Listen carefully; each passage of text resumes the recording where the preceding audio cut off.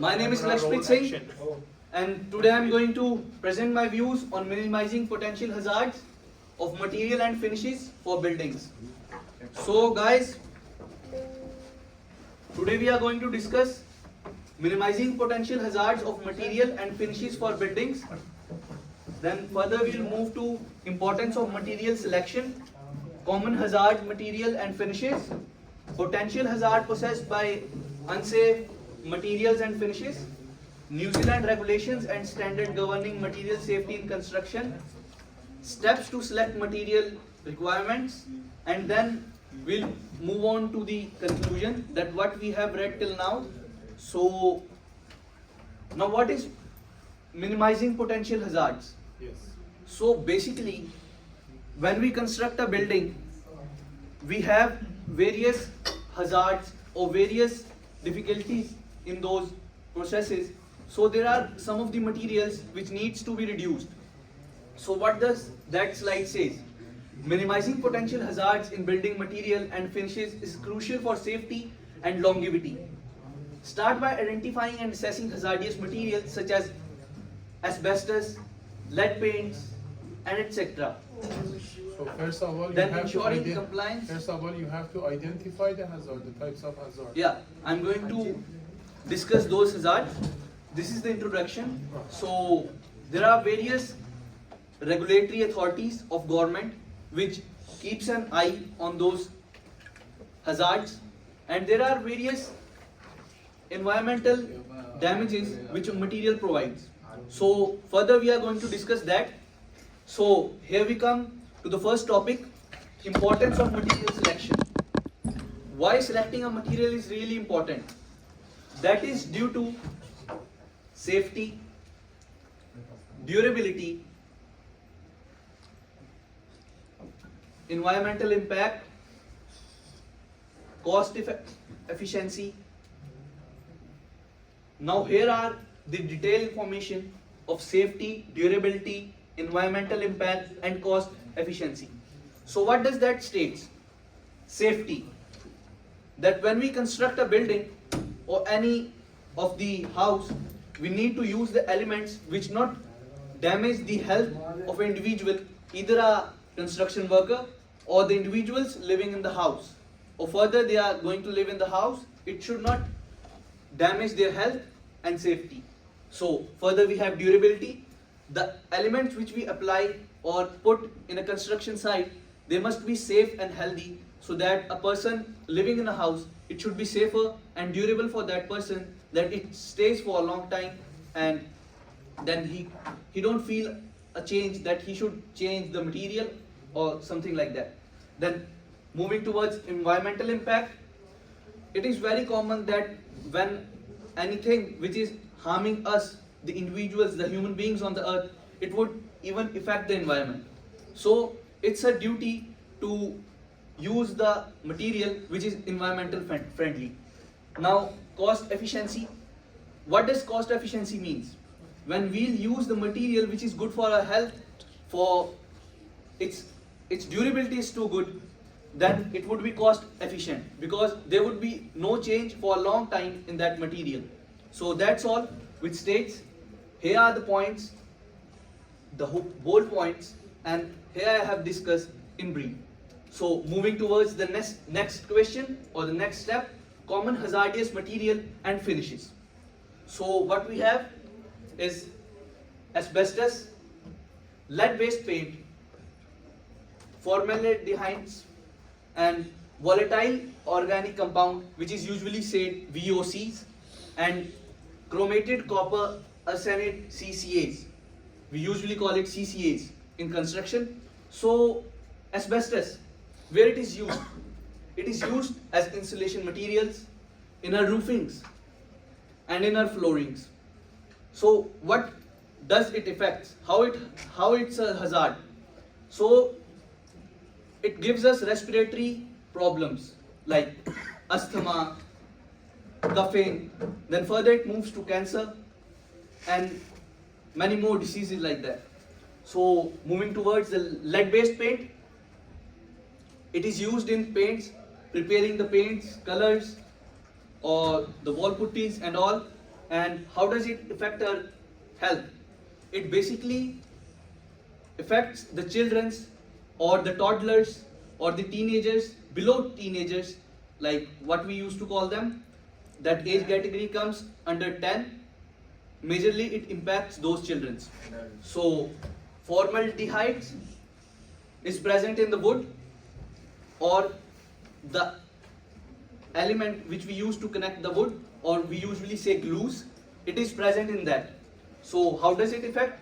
It helps our respiratory system, it affects our respiratory system and causes respiratory problems. Similar with volatile organic compounds, VOCs, and chromated copper arsenates, CCAs. So here is a brief information for that. I have cleared with the points. Here you can see that how, where it is used in insulation, roof floorings, and then how it hazards by respiratory issues. Then now I have covered in a paragraph form that here is a brief information that which states that asbestos is present in the elements which are used in flooring or roofing, and hazards is like respiratory problems and cancer. So this is a brief information. I'll provide you this presentation. You can have a look. And moving towards the next point, that potential hazards possessed by unsafe material and finishes. So what does it basically states? It says that the material which we use, how does it impact? It impacts by health risk, environmental impact, and structural risk. So what does health risk states? As I have told you that the material causes cancer, respiratory problems, skin irritation, and all that. Health risk basically means that when we'll use the unsafer material or the elements which are not safe in construction, it would cause some health risks. And I have mentioned in my previous words that it would even affect our environment. So using that material would affect our environment too. Now moving towards the structural risk, what does that state? Poor material choice can compromise its integrity and safety of structure, potential leading to the failure or accidents. So the material which is of poor quality, it would affect the overall quality of the building or the house. So that's all what would cause the poor quality of material, how it will affect our building, our individual health and all.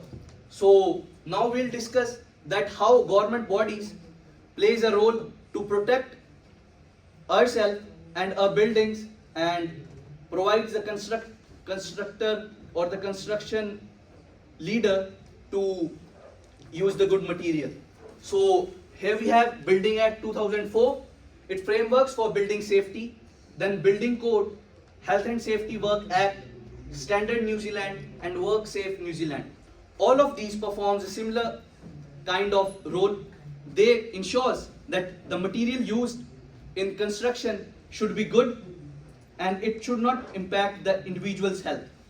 So similar with that, I'll provide you this presentation. You just have a look. Here is a brief information for that.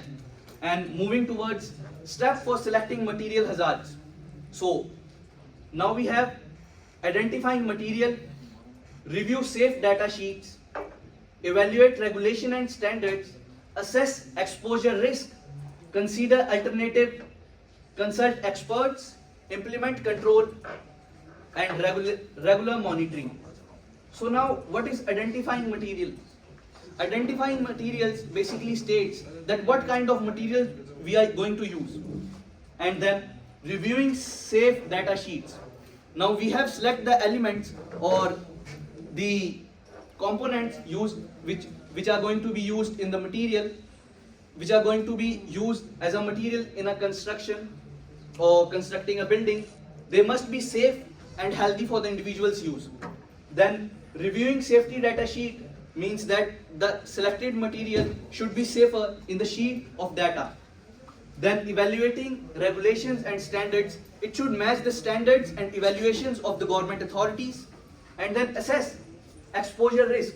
how does it affect as a risk for a building or an individual constructing that, or all like that. Now assess exposure risk I have cleared, and now we have considering alternatives. If I have selected lead based paint, so I should have the alternative for that, like the less lead based paint or something like that. It's just like that. Then consult experts. Now you should consult with the experts that if we would construct a 6 building house, how would it be just safer for the individuals? Is it be safer for the environmental impact? It should not affect the storms and all. That's all from this side. And now we have implement control and regular monitoring. So I think it's all clear to you that regular monitoring, what does that state? Regular monitoring says that you should have a look that how everything is being constructed and all. I think it is very much clear to you. Here's the brief information of that, and that's all. Guys, I have some questions for you to just recall you guys that what we have studied till now. So basically what asbestos is. Asbestos, please wait. Asbestos is basically an element like fiber-like structure. It is very small and it is usually seen in our roofs, in a just like floorings and all. It's very small structure, a minute structure. So where is it used? As I have told you that either in roofings or our floors, it is used in that. And explain any one importance of material selection. So we have studied till now the importance. So the importance is like safety, durability. If I would explain safety, safety is like safety for the individuals living in the house or the person constructing the building. Then discuss the effects of not using safe equipment. So what would be the effects? I think that's clear to you. The respiratory problems, skin diseases, cancer and all. So that's all, guys. In conclusion, be practicing safe and protecting the environment. That's all. And this is the source from where I have took this data. And thank you, guys. Thanks. So I would like to ask some question from you guys. Is there any question? बस चल जा यार रोटी का time हो रहा वा What are the steps to access Was it- Please explain. It's very What easy. was the question, please? Because it's recording, it's still recording. What was the question? Sir, what are the steps to assess material hazards? Okay. So it's very easy that you have to first of all select the materials, then which should not damage the environment, and then you have to just check the safer data sheet that is it safe or not. There are total 8 steps. I'm going to tell you in brief. I'm going to skip some steps in between. After selecting the sheets, the data from the sheets, then you have to see the alternative source. Like if you have selected lead based paint, you must have an alternative source for that. And then after moving towards ahead, you are going to select something alternative of that. Then you should have a proper monitoring system so that you could have an eye on that. You could have an eye on that source. Just observe that, and that's all. And you must follow the regulations from the government, which are provided by the government. And yes, that's all which you are going to consider. Anything else? Anything else? No. All right. Thank you, guys. See you next time. Great job. Thank you.